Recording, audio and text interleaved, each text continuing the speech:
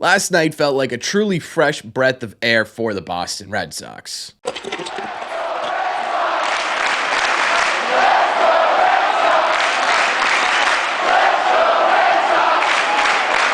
What is going on, everybody? Welcome back to Red Sea Radio. My name is Corbin, and thank you very much for clicking on this video. Now, normally, we don't really recap individual games here on this channel. We normally wait until the series is over, and then we have a conversation about the series as a whole. But the Red Sox have been struggling lately, like really struggling. Not as bad as the Braves, right? Those guys can't buy a win if they begged for it, but they were still struggling a bit, and I think this game was a really important game to hopefully get them back on track. So we are going to talk about 3 things that really stood out from last night's game and how it could potentially impact 2025. And while obviously the title talks about Devers and Crochet, there is one more player I did want to talk about in this video, and that's exactly where we're going to start. The player I'm talking about is Trevor Story. Now, Rafael Devers is obviously the face of the struggles for the Red Sox right now, right? Historically bad start to the season, the dude you're paying the most money, playing the worst, but he's not the only one struggling in this lineup right now. Trevor Story is another guy in here that really had a tough start to the season, which I think a lot of people were a bit surprised by, right? He had a really good looking spring training. He comes into the regular season and he has, 1 hit through 14 at-bats, or maybe 2 hits through 14 at-bats. Things weren't looking super great for Trevor Story as well to start the season. Well, he hopefully got himself back on track last night as he went 3 for 4 with a home run mixed in as well. He also tried to stretch a single into a double, which wasn't exactly fantastic, but still, seeing that type of contact from Trevor Story is absolutely fantastic. And I think a lot of people, if they hadn't already lost patience with Trevor Story based on the last couple of years and just simply him not being healthy, we're really starting to lose patience with him with how Marcelo Meyer, who also hit a home run last night, was starting off the year as well. As much as people are out on Story, he's still an important part of this team, right? If he stays healthy and is remotely the player that we know he can be, he's a big impact player. We're talking about a 4-win player for the Boston Red Sox, and that is a huge difference maker in the heart of this lineup and on the field as well. So to see that come through for really the first time this season in a game that the Red Sox really kind of not needed to win, right? It's still April, but still kind of needed to win, right? To get themselves right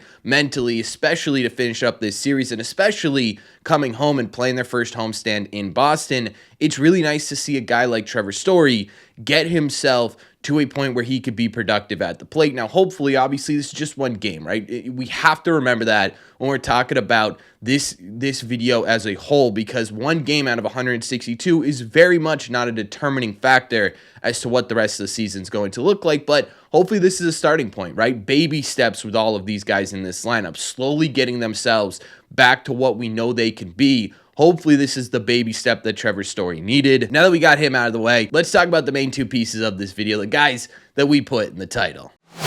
And I want to start with Garrett Crochet because the dude signs the largest extension for a pitcher with 4+ years of service time in baseball history. The Red Sox, they're skidding a bit, right? They've lost 3 or 4 games in a row, 4 games, I think, specifically in a row here. They needed someone to come in and stop the bleeding. They needed their ace. They needed that knight in shining armor on the mound. And Garrett Crochet was exactly that last night. He goes out there and he tosses a career-high 8 shutout innings, allows just 4 hits, 1 walk, sets a career high in strikeouts as well at 8. He was missing bats. He was minimizing contact. He simply just dismantled the Baltimore Orioles, and that isn't exactly an incredibly easy thing for a pitcher to do.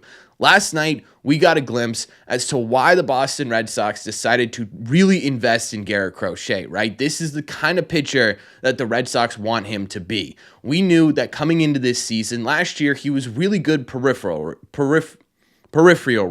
What did he say? My God, I don't think I could pronounce that word, but you understand what I'm saying, right? The metrics, the baseball card metrics didn't look incredibly exciting for Garrett Crochet, but the underlying stuff, the hard hit rate, the strikeout rate, the whiff rate, they were all elite. He was just on an innings limit. Red Sox picked this guy up this offseason. They say, look, limit's off. We're letting this dude loose. And this is exactly what they are trying to say when they let this dude loose, right? 102 pitches, 8 innings, no earned runs, just a complete undressing of one of the more premier offenses in the AL, and an absolute must-win game for the Boston Red Sox. It was absolutely fantastic. Garrett Crochet went out there and he showed everybody just why the Red Sox decided to invest that much money in him. Again, it's one game. I'm not going to get too excited, but I am a little bit excited, right? I'm a little bit excited that we have a legitimate ace on the Boston Red Sox right now, a legitimate guy that you can come in here and you could say, boy, we've lost a few games in a row. We really need to right this ship and figure out how we can get ourselves back into winning and start this sort of trend of winning instead of this trend of losing. Let's go to our ace and see what he can do. And he comes in here and he says, guys, I got you. I'm going to carry us to this win.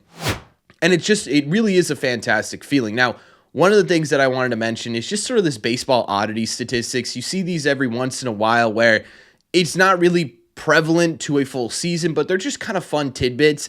And Jay Hay on Twitter, if you guys aren't following him, he is an absolutely fantastic follow for that kind of thing. He tweeted out last night that this was the first time a starter for the Red Sox threw 8 scoreless innings in a start over the first 6 games of the season since Pedro Martinez did it back in 2021. It by no means that Garrett Crochet is going to look like peak Pedro Martinez or anything, but it's really interesting stat, isn't it? Because between 2001 and 2025, the Red Sox have had some excellent pitchers in their system, right? You got Beckett, Lester, Sale, Price, just to name a few of them. And none of those guys were able to do what Crochet did last night. The last guy to do it was prime Pedro Martinez in a season where he ended up getting injured, but still prime Pedro Martinez. So very interesting statistic right there. It doesn't really have a ton to do with overall what this meant for Garrett Crochet and the Boston Red Sox, right? But still, I think it's kind of fascinating to talk about. At the end of the day, to me, this was an important start, right? I understand it's one game. I understand that it's one game in the first week of the season, but to really just sort of reset this team's psyche, to get them back into, okay, hey, we can win a game or two here against pretty stiff competition. We can, shut this team out. We can be a good baseball team, the talented baseball team that the Red Sox put together this offseason. We could be those guys. And I think the mental side of this game is so important. So to have a start like this in a time like this in the first week of the season is absolutely incredible. And Garrett Crochet showed last night just why the Red Sox gave him $170 million. And speaking of being able to reset their psyche, I don't think anyone in the world needed a night like Rafael Devers had last night, right? The dude, we just talked about it, had a historically bad start to the season, one of the worst starts in baseball history. He looked completely lost at the plate. His mechanics were all over the place. This dude needed a hit worse than anybody has needed a hit in the history of baseball through the first 6 games of the season, and he got exactly that last night. Now, we're going to talk about the 2 hits, but I did also want to mention that not only did Rafael Devers get 2 hits last night, he didn't strike out one singular time, which again, in its own right, is an amazing feat considering the fact that before that, for the first 5 games of the season, he struck out at least 2 times every single game, right? Set a record for the most strikeouts in the first 5 games of a season. There was a lot of swing and miss in Raffy's game. Last night was the first sign that there is going to be a, hopefully, redemption arc for Rafael Devers, and that, hey,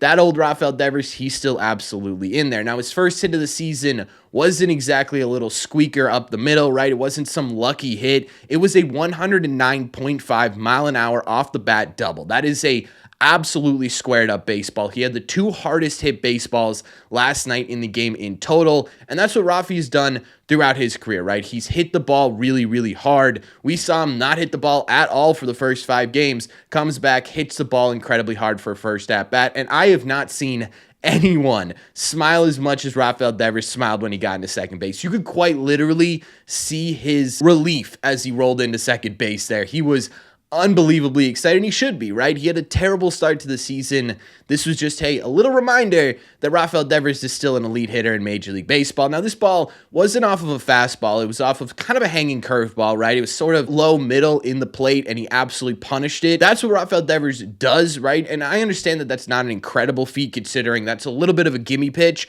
but at the same time, too, he was missing those gimme pitches for the first 5 games. It's an important step in getting the real Rafael Devers back.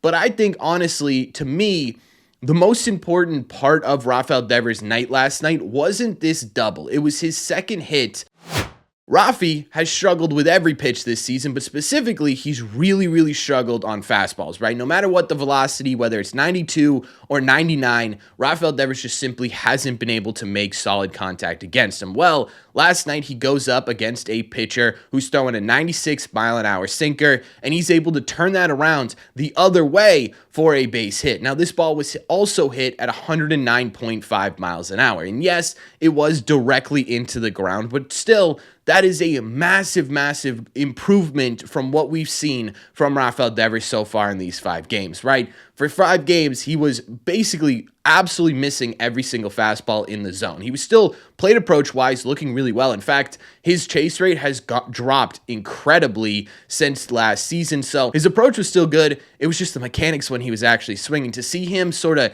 in and out an inside fastball the other way for 109.5 miles an hour, to me, is the best sign of the night that Rafael Devers is making improvements. Now, there's obviously still a long ways to go, right? You need to get that going. You need to make that a more regular thing and not so much just a lucky night off the Baltimore Orioles. But still, for a guy who did not get a hit for the first 5 games, who was 0 for his last, 27, dating back to last September, this was a big night for him, I think, in just simply terms of trying to get that mental back, right? You gotta imagine that having an incredibly historic bad start to the regular season had to drain on him a bit, especially now that he's a DH of this Red Sox team. Now that every at-bat that he's up there is the only times that he's going to be able to impact a game, to have him come out there and just sort of gain that confidence that, hey, I could still absolutely punish pitches, has to be an absolutely fantastic sign for Rafael Devers. I also think one of the more important things here is you're not generating 109 miles an hour off of slow bat speeds, right? You just simply aren't doing that. If you're going to have slow bat speeds, that ball is not coming off at almost 110 miles an hour. And one of the big things and reasons why Raffy's been struggling this year is because that bat speed has dropped a bit in the first 5 games. Last night was a sign that, hey, this may not be a thing that carries over throughout the entire season, and more so just sort of a bad start to the year. And I think more importantly, too, for Red Sox fans, it's a reminder that Rafael Devers is not gone, right? I think a lot of people were really starting to give up on him through 5 games. I think it's a reminder that 5 games is a very hard sample size to base a player's ability on, right? It's a business week's worth of games. We've talked about that before, but to see him kind of get out there and do something that Rafael Devers normally does felt absolutely incredible. So to see that is absolutely great. All in all, look, last night, I've said it a couple of times, it's one singular game, right? It's one singular game, not even just in the middle of the season. It's at the very beginning of the season, but it really felt like the Red Sox needed this one. It felt like getting that sort of mental reset, again, going back to that psyche of being able to show themselves that they can do the things that they haven't been able to do really well so far this year. I think it's really important early on to gain that confidence. So hopefully they can relay this into a larger appearance of well-earned wins, right? That's what they need to do right now. They need to win baseball games, and hopefully last night is a turning point for them where they could sit there and say, okay, we can actually do this. Let's go out and do it.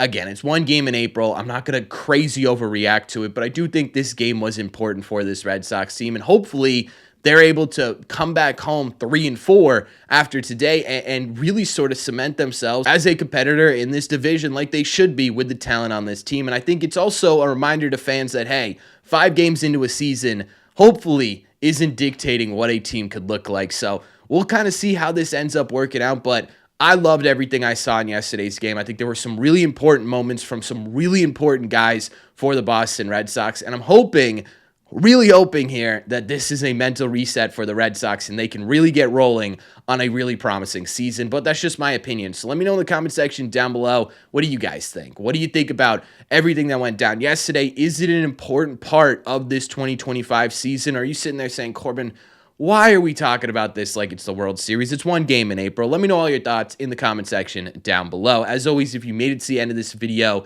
do me a favor. Make sure you guys have hit that subscribe button if you haven't already. If you're new here, we talk Red Sox content almost every single day. Also, make sure you guys have hit the like button on this video as well. Helps these videos out a ton. And it's the best way to let me know you're enjoying the content. Don't forget, if you guys want to listen instead of watch these episodes, the best way to do that is to head over to your favorite podcasting app and look up Red Sea Radio. Thank you all very much for clicking on this one, and I will see you in the Red Seats.